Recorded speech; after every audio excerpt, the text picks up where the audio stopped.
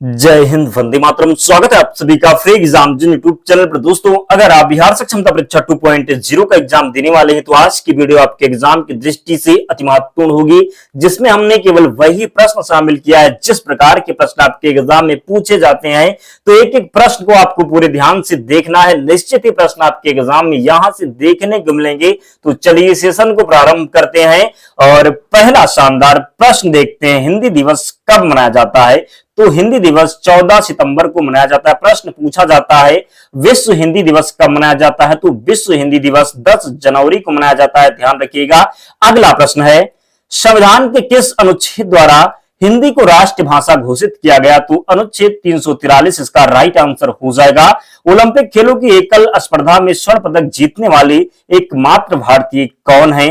तो ओलंपिक खेलों की एकल स्पर्धा में स्वर्ण पदक जीतने वाले एकमात्र भारतीय हैं अभिनव बिंद्रा। कौन? तो अभिनव बिंद्रा, ध्यान रखना है।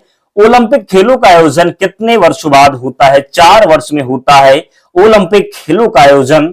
सन 2016 में ओलंपिक खेल कहां हुए थे? तो रियो डी जेनेरियो, जो कि ब्राजील में स्थित है, ध्यान रखिएगा। अंतरराष्ट्रीय मानवाधिकार दिवस कब मनाया जाता है? तो अंतरराष्ट्रीय मानवाधिकार दिवस मनाया जाता है 10 दिसंबर को। कब? तो 10 दिसंबर को अंतरराष्ट्रीय मानव अधिकार दिवस मनाया जाता है, जरूर ध्यान रखना है। अगला प्रश्न है, हरियाणा की कौन सी नस्ल भैंस जो है भैंस प्रसिद्ध है? कौन सी जो है नस्ल है भैंस की जो प्रसिद्ध है? तो मुर्रा इसका राइट आंसर हो जाएगा। प्रसिद्ध शीतला माता मंदिर कहां स्थित है? तो गुड़गांव में स्थित है, ध्यान रखिएगा। नेक्स्ट, विशाल हरियाणा पार्टी किसने बनाई? तो राव वीरेंद्र सिंह ने। हरियाणा का क्षेत्रफल कितना वर्ग किलोमीटर है? तो 44,212, ध्यान रखना है। हरियाणा के पहले मुख्यमंत्री कौन थे? तो पंडित भगवत दयाल शर्मा। किस देश की स्थलीय सीमा सर्वाधिक देशों के साथ लगती है? तो चीन की। किसकी हो जाएगी? तो चीन की हो जाएगी, जरूर ध्यान रखें। नेक्स्ट, बैरोमीटर के पठन में तेजी से गिरावट किस बात का सूचक है? तो तूफान का सूचक है। जब बैरोमीटर के पठन में तेजी से गिरावट होगा तो किसका सूचक होगा? तो तूफान का, ध्यान रखिएगा। नेक्स्ट, भारतीय मरुस्थल का क्या नाम है? तो थार है। क्या है? तो भारतीय मरुस्थल का नाम है थार, जरूर ध्यान रखें। काजीरंगा राष्ट्रीय अभ्यारण्य किस राज्य में है? तो काजीरंगा राष्ट्रीय अभ्यारण्य जो है ये एक सींग के गैंडे के लिए प्रसिद्ध है और किस राज्य में है? तो असम में है। किस राज्य में? तो असम में है, ध्यान रखिएगा। पृथ्वी अपनी अक्ष पर किस दिशा में घूमती है? तो पश्चिम से पूर्व में घूमती है। कैसे घूमती है? तो पश्चिम से पूर्व में। उज्जैन किस नदी के किनारे बसा है? तो शिप्रा नदी के किनारे है उज्जैन, ध्यान रखिएगा। निम्न में से कौन सी धातु बिजली की सबसे अधिक सुचालक है? तो चांदी हो जाएगा। दोस्तों, बहुत से प्यारे दोस्त होते हैं जो वीडियो देख लेते हैं और लाइक नहीं करते हैं, तो प्लीज रिक्वेस्ट है आप सभी से लाइक जरूर किया करें, क्योंकि आप वीडियो देख करके निकल लेते हैं। ऐसा ना करें, क्योंकि हम आपके लिए मेहनत करते हैं, वही प्रश्न को कलेक्ट करते हैं जो एग्जाम में पूछा जाता है। तो आपका भी कर्तव्य बनता है आप लोग भी सपोर्ट करें, वीडियो को जरूर लाइक करें, चैनल को सब्सक्राइब करके हमारे साथ जुड़ जाएं। बहुत हेल्प यहां से आपको मिलेगी। निश्चित ही प्रश्न आपके एग्जाम में यहां से देखने को मिलेंगे। गोबर गैस में मुख्य रूप से क्या पाया जाता है? तो मीथेन पाया जाता है। स्वतंत्रता मेरा जन्म सिद्ध अधिकार है और मैं इसे लेकर रहूंगा, कहा था लोकमान्य तिलक ने। नेक्स्ट, राज्यसभा के सदस्यों का चुनाव कितनी अवधि के लिए किया जाता है? तो 6 वर्ष के लिए। हिंदी भाषा की लिपि कौन सी है? देवनागरी है। कौन सी? तो हिंदी भाषा की लिपि है देवनागरी। हमारी आकाश गंगा का क्या नाम है? तो दुग्ध मेखला हो जाएगा। क्या हो जाएगा? तो दुग्ध मेखला हो जाएगा हमारी आकाश गंगा का नाम। हिंदी भाषा का पहला समाचार पत्र कौन सा था? तो उदंत मार्तंड। क्या था? तो उदंत मार्तंड था हिंदी भाषा का पहला समाचार पत्र। तुलसीदास कृत रामचरितमानस हिंदी भाषा के किस बोली में लिखी गई है? तो अवधी में। किसमें? तो अवधी में। हरियाणा के राज्य कवि कौन कहलाते हैं? तो उदय भानुहंस कहलाते हैं। आधुनिक ओलंपिक खेलों की शुरुआत कब और कहां से हुई? तो एथेंस यूनान में 1896 में स्टार्ट हुआ, जरूर ध्यान रखें। नेक्स्ट, भारत ने किस खेल में ओलंपिक खेलों में 8 बार स्वर्ण पदक जीता? तो हॉकी में, ध्यान रखिएगा। भारत ने आखिरी बार हॉकी में स्वर्ण पदक कहां और कब जीता था? तो 1980 मॉस्को में। आंध्र प्रदेश का राज्य पशु कौन सा है? तो काला हिरन हो जाएगा। आंध्र प्रदेश का राज्य पशु काला हिरन है, ध्यान रखिएगा। राष्ट्रीय कबीर सम्मान किस क्षेत्र के लिए सम्मानित किया जाता है? तो कविता के लिए। रत्नागिरी की खदानें किस राज्य में पाई जाती हैं? तो महाराष्ट्र में पाई जाती है रत्नागिरी की खदानें। उत्तराखंड में निम्नलिखित में से कौन सा प्रसिद्ध मंदिर है? तो बद्रीनाथ मंदिर है। वह पहली भारतीय महिला वैज्ञानिक कौन थी जिन्होंने कार्बनिक रसायन और औषधीय पौधे के साथ काम किया था? तो असीमा चटर्जी थी। आईसीटी का सामान्य संक्षिप्त नाम क्या है? सूचना और संचार प्रौद्योगिकी। खजुराहो स्मारकों के समूह में पाया जा सकता है? तो मध्य प्रदेश। बांग्लादेश में प्रवेश करने के बाद गंगा की मुख्य शाखा के रूप में जाना जाता है? तो पद्मा नदी को। Valley of flowers national park किस राज्य में स्थित है? तो उत्तराखंड में है। अंतरराष्ट्रीय अंतरिक्ष स्टेशन में 340 दिन बिताने के बाद पृथ्वी पर लौटने वाले अमेरिकी अंतरिक्ष यात्री कौन थे? तो डगलस हर्ले थे। नेक्स्ट, नई संस्था जो अब भारत के योजना आयोग का गठन करने के लिए भूमिका निभा रही, तो योजना आयोग को चेंज करके अब नीति आयोग कर दिया गया है, ध्यान रखिएगा। अंतरराष्ट्रीय महिला दिवस हर साल मार्च में मनाया जाता है, तो कब मनाया जाता है? तो 8 मार्च को। कब? तो 8 मार्च को, ध्यान रखना है। 1925 में डेट दिया हुआ है, रिक्त स्थान आपको भरना। द्वारा काकोरी ट्रेन डकैती आयोजन हुआ था? तो हिंदुस्तान रिपब्लिकन एसोसिएशन के द्वारा, ध्यान रखिएगा। जम्मू और कश्मीर में वंगलीहार जो है वंगलीहार बांध किस नदी के पार बनाया गया है? तो चिनाब राइट आंसर है। इंदिरा गांधी राष्ट्रीय कला केंद्र का मुख्यालय कहां है? तो नई दिल्ली में। पानी पर आधारित वस्तुएं तैरती हैं? तो आर्किमिडीज का सिद्धांत पर जरूर ध्यान रखें। राजाजी नेशनल पार्क है उत्तराखंड में, कहां पर? तो राजाजी नेशनल पार्क स्थित है उत्तराखंड में। Indian railway institute of civil engineering कहां है? तो पुणे में है। वह प्रक्रिया जिसके द्वारा मनुष्य श्वास ग्रहण करता है और छोड़ता है श्वासोच्छ्वास कहलाता है। मनुष्य के मस्तिष्क की सबसे बाहरी झिल्ली है ड्यूरामीटर। क्या है? तो मनुष्य के मस्तिष्क की सबसे बाहरी झिल्ली है ड्यूरामीटर, ध्यान रखना है। मनुष्य के सूंघने की क्षमता को नियंत्रित करता है? तो धनेन्द्रिय प्रणाली, जरूर ध्यान रखें। नेक्स्ट, रक्त में ग्लूकोज की मात्रा नियंत्रित करता है? तो इंसुलिन के कारण। वायुमंडल में सामान्यतः CO2 पाया जाता है? तो 0.03%। छाया में पनपने वाले पौधे को क्या कहते हैं? तो थियोफाइट्स कहते हैं। थियोफाइट्स, जरूर ध्यान रखें। उच्च रक्तचाप की अवस्था को क्या कहते हैं? तो हाइपरटेंशन कहते हैं, ध्यान रखिएगा। नेक्स्ट, पौधे में आवश्यकता से अधिक जल किस प्रक्रिया द्वारा बाहर निकाले जाते हैं? तो वाष्पोत्सर्जन हो जाएगा। पौधों में गैसों के आदान प्रदान के लिए रहते हैं? तो रंध्र रहते हैं। भोजन का पाचन किस प्रकार की क्रिया है? तो उपचयन हो जाएगा। वर्गीकी का पितामह किसे कहा जाता है? तो लिनियस को। फलों का अध्ययन पोमोलॉजी कहलाता है, क्या कहलाता है? तो फलों का अध्ययन कहलाता है पोमोलॉजी, जरूर ध्यान रखें। विश्व की सबसे ऊंची चोटी एवरेस्ट किस देश में है? तो एवरेस्ट जो है, माउंट एवरेस्ट, ये है नेपाल में। नेपाल में इसे सागर माथा के नाम से जाना था। किस नाम से पूछा जाता है प्रश्न? जो है नेपाल में माउंट एवरेस्ट को किस नाम से जाना जाता है? तो सागर माथा के नाम से। किस नाम से? तो सागर माथा के नाम से, ध्यान रखिएगा। भारत में दक्षिण पश्चिम मानसून का आगमन किस महीने में होता है? तो जून के प्रथम सप्ताह में। भारत की सबसे बड़ी जनजाति कौन सी है? तो गोंड जनजाति। कौन सी? तो गोंड जनजाति हो जाएगा, जरूर ध्यान रखना, गलती नहीं करना है। नेक्स्ट, भारत की सबसे चौड़ी नदी कौन सी है? तो ब्रह्मपुत्र है। कौन सी है? तो ब्रह्मपुत्र है। भारत की पहली बहुउद्देशीय परियोजना कौन सी है? तो दामोदर परियोजना, जिसकी स्थापना 1948 में हुई। देवदार वृक्ष सामान्यतः किस तरह के स्थान में पाए जाते हैं? तो समशीतोष्ण पहाड़ी वन में, जरूर ध्यान रखें। वृद्ध गंगा या फिर दक्षिण गंगा के नाम से किस नदी को जाना जाता है? तो गोदावरी नदी को। बांदीपुर अभ्यारण्य किस राज्य में है? तो कर्नाटक में है बांदीपुर अभ्यारण्य। विश्व में सबसे गहरी झील कौन सी है? तो वैकाल झील, जो कि साइबेरिया में है। भारत में सर्वाधिक वर्षा वाला स्थान मानिसराम किस राज्य में है? तो मेघालय में। भारत के किस राज्य में मानसून का आगमन सबसे पहले होता है? तो केरला में। किस ग्रह के चारों ओर अस्पष्ट वलय है? तो शनि के चारों ओर। पाक स्टेट किन देशों को जोड़ता है? तो इंडिया और श्रीलंका को जोड़ता है। भूकंप तथा इससे संबंधित परिघटनाओं का वैज्ञानिक अध्ययन किस नाम से जाना जाता है? तो सिस्मोलॉजी। ग्रीष्म ऋतु में असम राज्य में चलने वाली तीव्र आर्द्र हवाएं क्या कहलाती हैं? तो नॉर्वेस्टर कहलाती हैं। ग्रीष्म ऋतु में असम राज्य में चलने वाली तीव्र आर्द्र हवाएं क्या कहलाती हैं? तो नॉर्वेस्टर कहलाती हैं।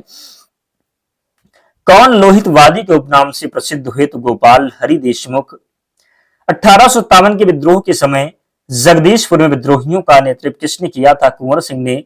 सल्तनत काल में दारुल सफा क्या होता था? तो चिकित्सालय होता था। दीवान ये अमीर कोही नामक विभाग जो कृषि से संबंधित था, किसने स्थापित किया था? तो मोहम्मद बिन तुगलक ने। अकबर ने सर्वप्रथम दक्षिण भारत के किस राज्य पर आक्रमण किया? तो अहमदनगर पर। पानीपत के तृतीय युद्ध के समय पेशवा कौन था? तो बालाजी बाजीराव। विक्रमशिला महाविहार की स्थापना किस वंश के शासकों द्वारा करवाई गई थी? तो पाल वंश के शासकों के द्वारा। तमिल में तोलकाप्यम किस विषय से संबंधित है? पुस्तक तो है तमिल व्याकरण से। सूर्य देवी गायत्री मंत्र को संबोधित गायत्री मंत्र किस ग्रंथ में है? तो ऋग्वेद संहिता में। औरंगजेब ने किस सिख गुरु को फांसी दी थी? तो गुरु तेग बहादुर को फांसी दी थी औरंगजेब ने। वेदों की ओर लौटो का नारा किसने दिया? तो दयानंद सरस्वती के द्वारा वेदों की ओर लौटो का नारा दिया गया, जरूर ध्यान रखें।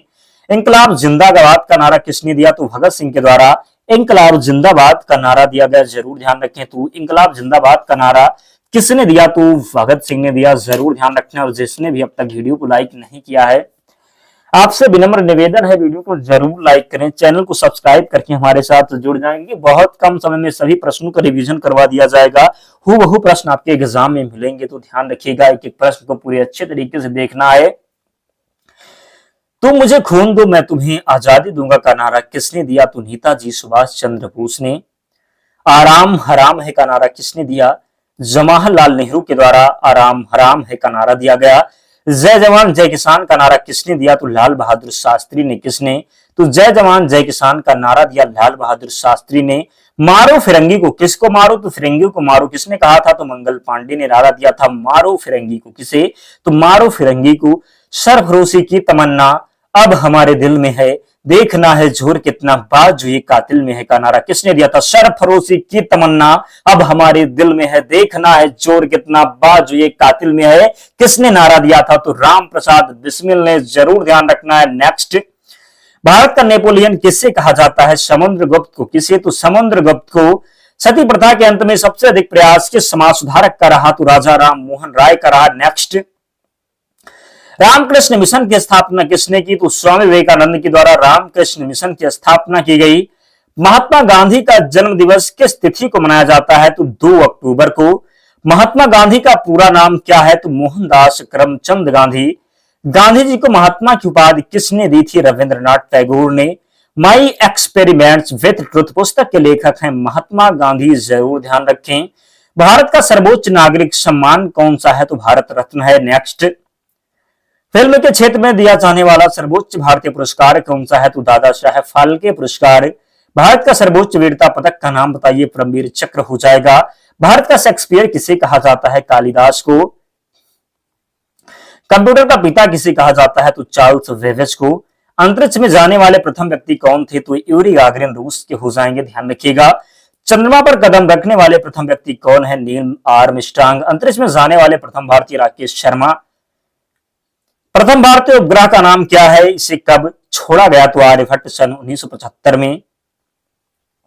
संयुक्त राष्ट्र संघ के वर्तमान महासचिव तो एंटोनियो गुटेरस। अंतरराष्ट्रीय महिला दिवस तिथि को मनाया जाता है 8 मार्च को, जरूर ध्यान रखें। योजना आयोग द्वारा भारत को 2020 ईस्वी तक विकसित राष्ट्र बनाने का उद्देश्य तैयार किया गया दृष्टि पत्र क्या है? तो इंडिया विजन 2020। वर्तमान में योजना आयोग को नीति आयोग कर दिया गया, ध्यान रखिए। 2015 में नाम चेंज करके नीति आयोग कर दिया गया, जरूर ध्यान रखें। नीति आयोग के जो अध्यक्ष होते हैं आपके प्रधानमंत्री जी होते हैं। भारतीय रिजर्व बैंक की स्थापना कब की गई? तो 1 अप्रैल 1935। अधिनियम कौन सा था? तो 1934 का था, जरूर ध्यान रखिए। आयोग कौन था? तो यंग हेंटल आयोग था, जरूर ध्यान रखना, गलती नहीं करना है। भारत में पहली बार पंचवर्षीय योजना कब शुरू की गई? तो 1 अप्रैल 1951 में। भारत में सबसे अधिक कृषि भूमि किस फसल के अंतर्गत आती है? तो चावल के अंतर्गत। इस समय भारत का सबसे बड़ा राष्ट्रीयकृत उद्यम कौन सा है? तो भारतीय रेलवे हो जाएगा। राष्ट्रीय विकास परिषद का पदेन अध्यक्ष कौन होता है? तो प्रधानमंत्री। भारत निर्माण योजना का संबंध किससे है? तो अवस्थापन विकास से है, ध्यान रखिएगा। किस राज्य में सर्वाधिक अनुसूचित जनजातियां निवास करती हैं? तो मध्य प्रदेश में। भारत में प्रचंड बेरोजगारी सामान्यतः किस क्षेत्र में दिखाई देती है? तो कृषि क्षेत्र में।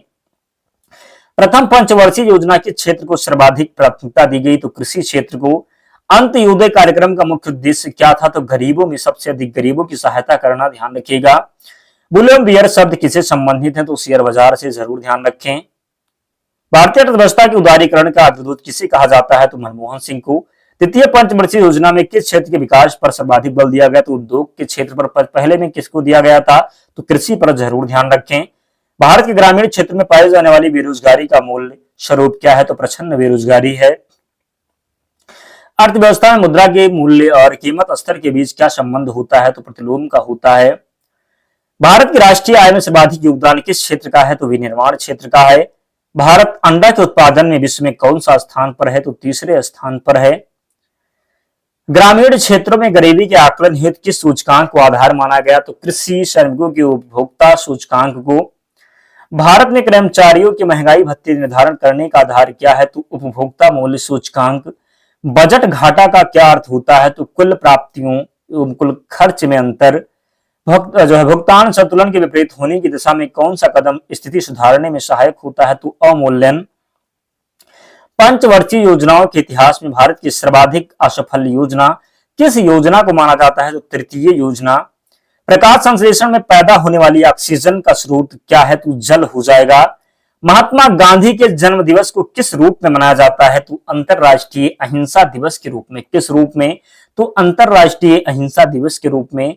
धान का खाने योग्य भाग कौन सा है? तो बीज हो जाएगा। गरीबी हटाओ का नारा भारत के किस प्रधानमंत्री ने दिया? तो इंदिरा गांधी ने। कोसोवो देश किस देश का गुलाम था? तो सर्बिया का था। किसका था? तो सर्बिया का था। भारतीय विश्वविद्यालय अधिनियम किस वायसराय के समय पारित हुआ? करजन के समय। राष्ट्र कवि के नाम से किसे जाना जाता है? मैथिली शरण गुप्त को। पानी के टैंकों में शैवाल को खत्म करने के लिए प्रयुक्त किया जाने वाला रसायन कॉपर सल्फेट है। मूंगफली का सर्वाधिक उत्पादन किस देश में होता है? भारत में होता है। ऑस्ट्रेलिया की पहली महिला प्रधानमंत्री कौन थी? तो जूलिया गिलाई। कौन? तो जूलिया गिलाई। सबसे सरल एरोमेटिक हाइड्रोकार्बन कौन सा है? तो बेंजीन हो जाएगा। बिहार सोशलिस्ट पार्टी की प्रथम बैठक कहां पर संपन्न हुई? तो पटना में। नाभिकीय रिएक्टरों में किस प्रकार की नाभिकीय प्रक्रिया होती है? तो नियंत्रित विखंडन। जरूर ध्यान रखें। केंद्रीय बौद्ध शिक्षण संस्थान भारत में कहां पर है? तो लेह में है। मनुस्मृति रामायण और महाभारत की रचना किस काल में हुई? तो शुंग काल में।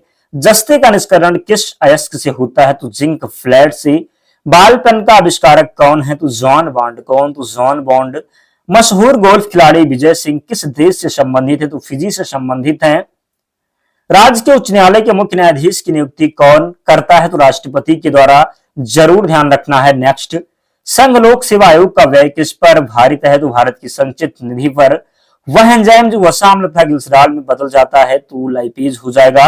ऑस्ट्रेलिया व न्यूजीलैंड के उच्चतम न्यायालय को क्या कहते हैं? तो सुप्रीम पीपल्स कोर्ट। जरूर ध्यान रखना। स्टॉक मार्केट का प्रभावपूर्ण नियंत्रण किसके द्वारा किया जा रहा है? तो सेबी के द्वारा। असम के चाय बागान मजदूरों ने किस आंदोलन के दौरान वेतन बढ़ोतरी की मांग की थी? तो असहयोग आंदोलन के दौरान। अकबर के नवरत्नों में किसका जन्म नागौर राजस्थान में हुआ? तो अबुल फजल का।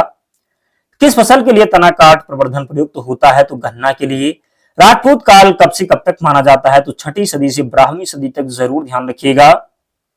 712 ईस्वी में सिंध पर मोहम्मद बिन कासिम के आक्रमण के समय वहां का शासक कौन था? तो दाहिर था। ध्यान रखिएगा। सर्वप्रथम जजिया कर लगाने का श्रेय किससे जाता है? तो मोहम्मद बिन कासिम को। पृथ्वीराज रासो की रचना किसने की? चंद्रवड़ दाई के द्वारा पृथ्वीराज रासो की रचना की गई।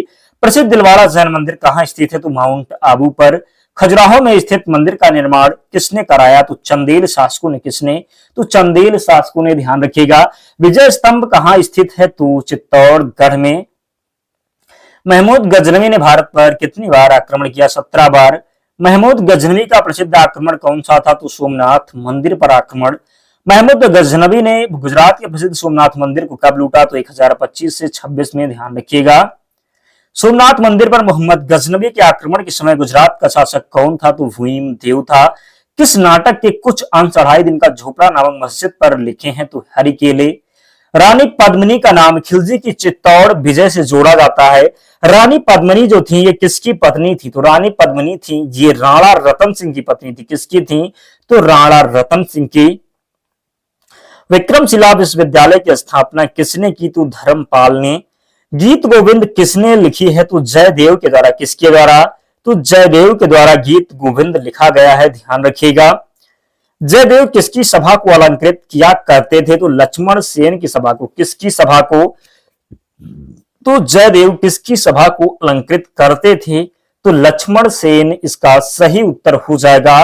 ध्यान रखना है, किसी को भी गलती नहीं करना है।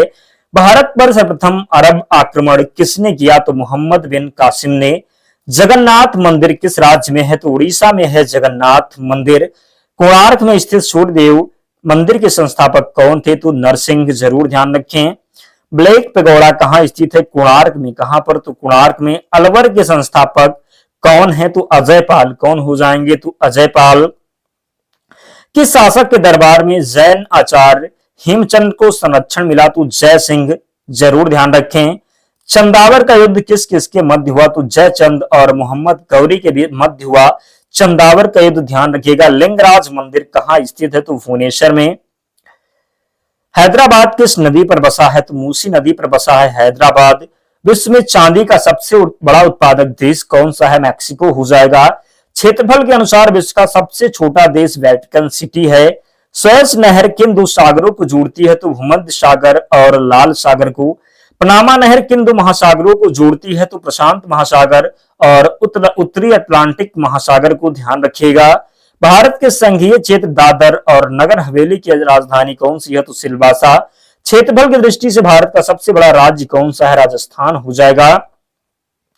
पृथ्वी दिवस कब मनाया जाता है? तो 22 अप्रैल को। 22 का आंकड़ा जो है आपको जरूर ध्यान रखना है। पूछा जाता है 22 मार्च को, तो 22 मार्च को मनाया जाता है जल दिवस। क्या?